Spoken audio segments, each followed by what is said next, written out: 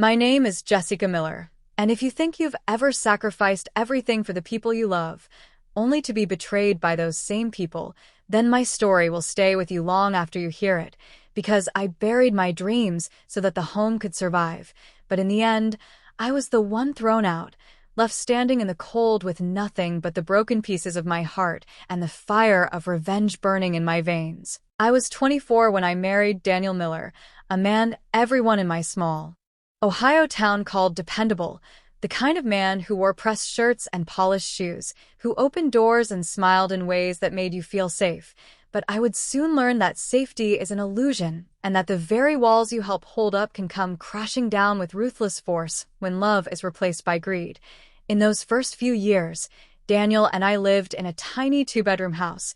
Nothing glamorous, but it was ours. And every paycheck I brought home from waitressing at a diner, and every dollar he made from his job at the auto plant went straight into keeping that roof above our heads, paying bills, patching leaks, cooking budget meals where I'd skip meat just to make sure he had enough.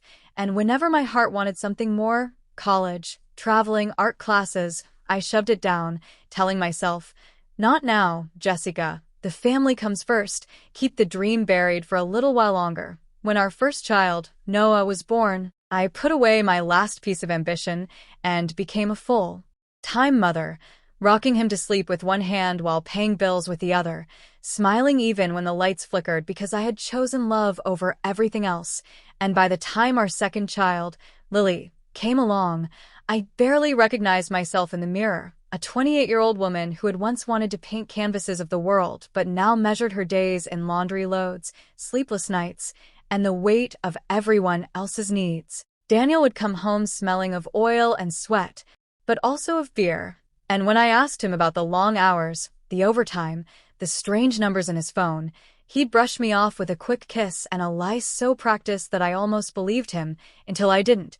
Because betrayal has a smell, a crack in the routine, a shadow you can't unsee. And one night when he stumbled in late, I caught it on his collar, a perfume I never wore. My heart sank, but I swallowed it. Told myself maybe I was wrong, because what good mother, what good wife, risks breaking the home just because of suspicion? So I stayed. I smiled at family dinners. I worked side jobs when money ran short. I pawned the bracelet my grandmother left me just to buy groceries. And when Daniel wanted to start a small garage with his cousin Mark, I took every penny of the savings I had secretly stashed away for my long-forgotten dream of going to art school and handed it to him with trembling fingers, whispering, "This is for us, for the kids, for the future," never realizing that I was signing away my last lifeline. The garage thrived, money started flowing, and I thought finally, the storm is past, only to realize the storm had only just begun, because success turned Daniel into someone else, someone colder, someone who began wearing nicer suits, talking in clipped tones, someone who looked at me not as a partner but as a burden, reminding me in subtle ways that I hadn't contributed enough, that while he built a business, I had just raised kids, as if keeping two small humans alive, fed, clothed, and loved was not a full-time battle. And I began to see the contempt in his eyes grow day by day. Then came the night he dropped the bombshell, sitting at the dining table where I had set his favorite pot roast, with Noah and Lily upstairs doing homework, and he cleared his throat like a man about to give a presentation, not destroy a life, and said, "Jess, I think it's time we take a break. I've met someone." And the words sliced through me so sharply that I laughed at first, because surely this was some kind of sick joke, but his silence told me it wasn't. And when I asked who she was, he said her name, Madison, a sleek woman from the bank who helped him with his business loans, the kind of woman with manicured nails and a career. Everything I wasn't, everything I had buried, and before I could even process it, he said the words that would haunt me forever. "I'll keep the house. Jess, it's better for the kids this way. You can figure something out, you're strong." And in that moment, the man I had given my entire youth, my savings, my body, and my dreams to turn me into an afterthought, an inconvenience, and within weeks, papers were served, lies were spread about me being unstable. The house deed flipped solely under his name with the help of Madison's lawyer friends, and one rainy evening, I found myself on the porch with 2 garbage bags holding my clothes, watching my children press their hands against the window, crying, while Madison stood behind them with her perfect smirk, and Daniel shut the door in my face.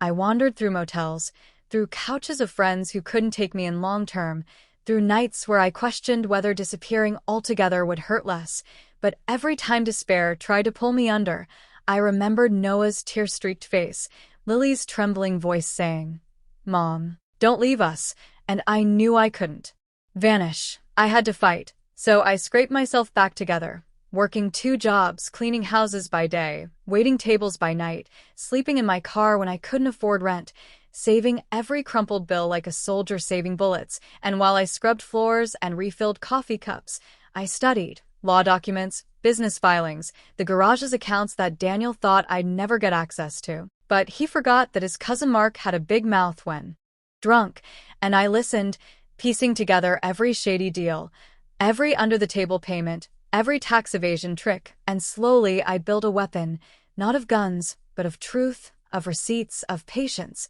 Revenge is not about striking fast, it's about striking right, and I promised myself that when I returned, I wouldn't just take back what was mine.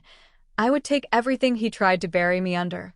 Years passed, and though it was agony being away from my children, I never stopped writing them letters. Never stopped showing up to school plays even if I had to stand in the back unnoticed. Never stopped sending gifts signed, "Mom loves you," even if Madison tried to erase me. And when Noah turned 16 and found me working at the very diner I once quit, he hugged me so tightly and whispered, "We know the truth, Mom. We never believed their lies." And that was the fuel I needed. By then, my file of evidence against Daniel and Madison was thicker than a phone book, and with the help of an attorney named Rachel, who had once been left in ruins by her own cheating husband and understood vengeance like it was an art, I filed a case that not only exposed Daniel's financial fraud but also Madison's embezzlement schemes at the bank. The trial was ugly, headlines splashed their names in shame, and the empire they built on my sacrifice crumbled overnight.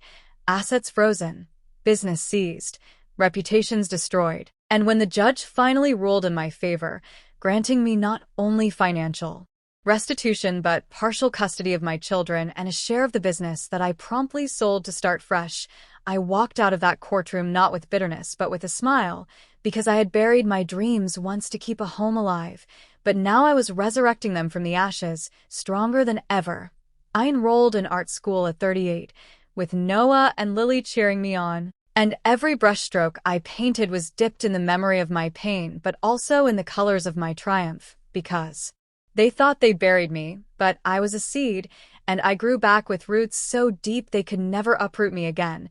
And though my story is scarred with betrayal, it is also written with resilience, and if you are listening right now, let it remind you, sometimes revenge isn't about destroying someone else.